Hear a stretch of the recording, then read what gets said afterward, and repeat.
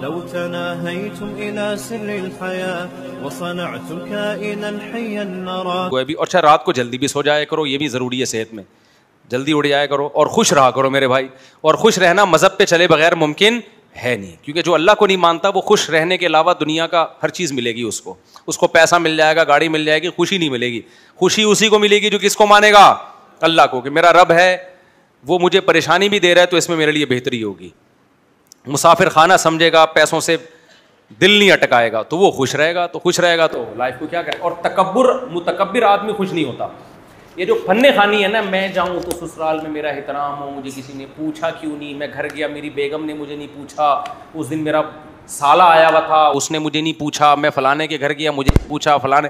یہ جو تکبر والا اسٹائل ہے نا, ایسا آدمی کبھی بھی خوش بولو نہیں. گھر گیا ہو, بیگم پوچھے بہت اچھی بات ہے, نہیں پوچھے خود ہی چائے بنا کے پی کے پتلی گلی سے, عزت گھر کے باہر ہوتی ہے, گھر کے اندر بہت کم لوگوں کو عزت ملتی ہے. تو خوش رہو میرے بھائی. یہ چھوٹی چھوٹی باتوں پہ اس نے یوں کر دیا تو اس نے یوں کر دیا, ایسے کھانا نہیں پکایا تھا, بھائی چھوڑو یار. بیگم کا بنیادی مقصد ہے آپ کی کیا ہے کہ وہ شریک حیات ہے, گپ شپ لگائے آپ سے, آپ کو اولاد دے. یہ دو کام اگر وہ کر رہی ہے تو بس بیسک ذمہ داری پوری کر رہی ہے. کیونکہ اگر وہ نسل روکے گی نا, کل آپ کا گھر آباد نہیں ہوگا, کل بڑھاپا آپ کا خراب گزرے گا, آپ کو خوشیاں نہیں ملیں گی. سمجھتے ہو؟ تو یہ بیسک کام اگر کر رہی ہے تو بس ٹھیک ہے. پھر باقی سارے عیب اللہ کرے باقی عیب نہ ہو اس کے اندر, لیکن نہیں بھی ہیں تو گزارا ہو جائے گا. اور یہی اگر نہیں کر رہی ہے وہ تو پھر معاملہ خراب ہے. اب لوگوں کے ان بڑے چیزوں کو نہیں دیکھ رہے ہوتے, لوگ چھوٹی چھوٹی چیزوں کو دیکھ رہے ہوتے ہیں. اس دن وہ آئی تھی تو فلانے کو نہیں پوچھا, اس نے اس کو نہیں پوچھا, اس دن چمونی آپا آئی تھیں ان کے سامنے چائے رکھنی چاہیے تھی. یہ کیا ہے, یہ چھوٹے, تو خوش نہیں رہو گے پھر. سمجھتے ہو؟ قرآن حفظ کر رہا تھا وہ استاذ, مجھے پہلی دفعہ میں غصہ نہ کیا کرو, پہلی دفعہ میں آرام سے سمجھایا کرو. جو پہلی دفعہ میں غصے سے بات شروع کرے بد اخلاق ہے. 3 موقع تو کم از کم دو نا. بیگم کو آرام سے سمجھا دو, بیگم مجھ سے بھوک برداشت نہیں ہوتی اور ٹائم پہ مجھے بس کھانا دے دیا کرو جب میں بتا دیا کروں. 1 دفعہ 2 دفعہ 3 دفعہ پھر بھی محبت ہو, پھر تھوڑا سا پھر چنگیز خان بنتا ہوا اچھا لگتا ہے آدمی. اور اگر اللہ نے وسائل دیے ہیں تو بولے ٹھیک ہے یار باہر سے منگوا لو یار.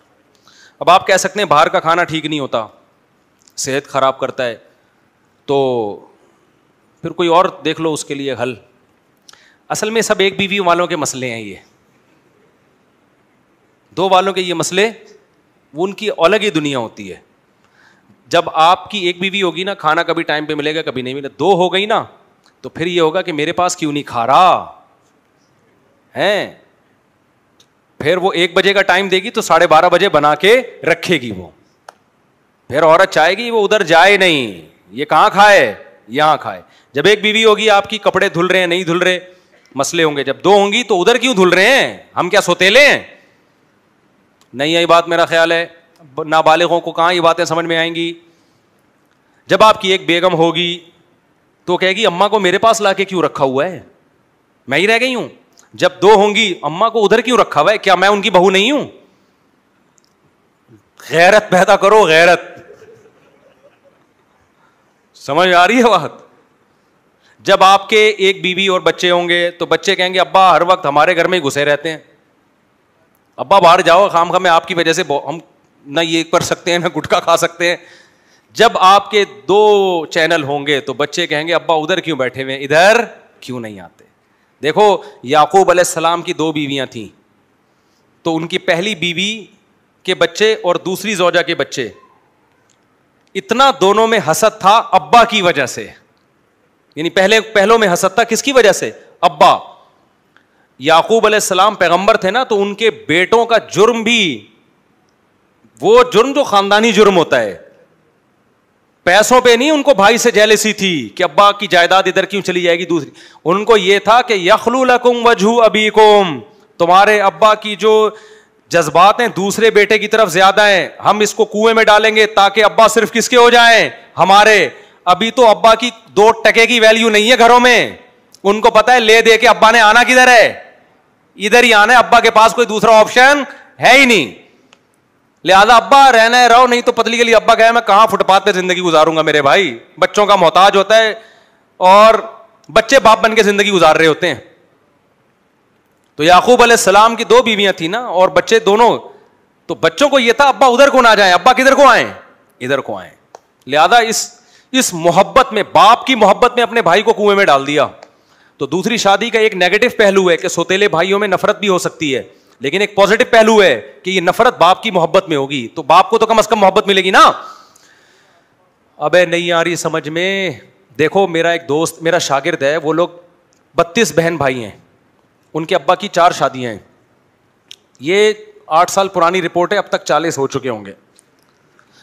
تو انہوں نے مجھے بتایا کہ مفتی صاحب یہ 4 شادیاں ٹھیک نہیں ہیں. میں نے کہا کیوں؟ کہہ رہے ہمارے سوتیلے بھائیوں میں اور ہم میں تھوڑی سی آپس میں کیا ہے, تھوڑی سی جیلسی ہے. تو اگر ایک ہی باپ کے ہوتے سارے, ایک ہی ماں کے ہوتے تو یہ جیلسی نہ ہوتی. میں نے کہا ایسا نہیں ہے, ایسا نہیں ہے.